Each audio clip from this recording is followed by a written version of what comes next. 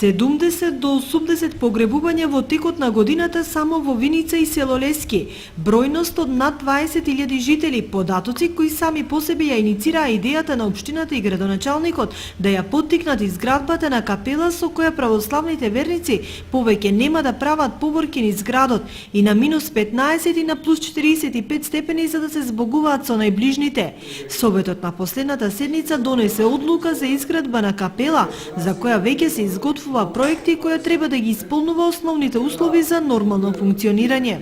За изградба на капела, градската капела во градски гробишта во Виница, општина Виница веќе е во фаза на изработка на проект, кој ќе биде завршен проектот, ќе биде распишан тендер и на кој ќе се јави одреден извршител и ќе биде преуредена градската капела.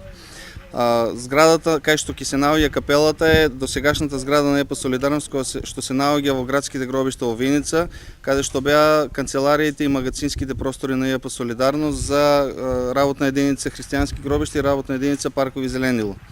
А сега овој простор ќе се пренамени и ќе биде градска капела. Работите се очекува да се завршат до крајот на оваа година и градската капела да биде пуштена во употреба. Од црквата ја поддржуваат идејата која според нив требаше да се реализира многу поодамна. Неретко заради големиот број наши блиски селеници, мратовецот треба да се чува и по неколку дена додека да стаса синот или ќерката од западноевропските или прекоокеанските земји. Па мратовците неретко се носат во Кочанската капела која ни е најблиску.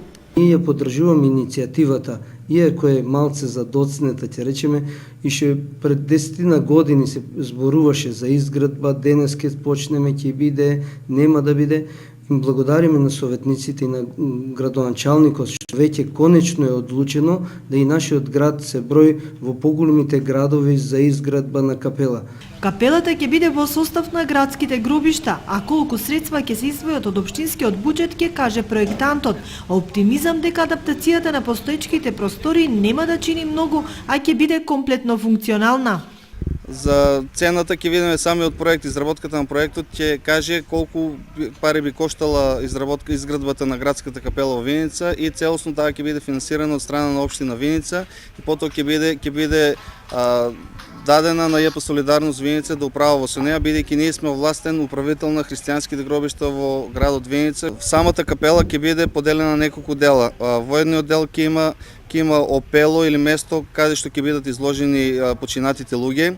Во вториот дел ќе има фрижидерите ќе бидат, кај што ќе бидат чувани починатите лица се до моментот кога ќе се врши погребот, а додека во третиот дел ќе биде просторија каде што ќе се врши миење, бањење на починатите лица. Доколку се изгради до крајот на годината, Советот ќе мора да донесе уште една одлука, дали постоечката такса за гробарина од 80 денари во сметките за вода ќе остане иста или ќе се менува, очекувано на трошоците кои ги повлекува престојот на мрато.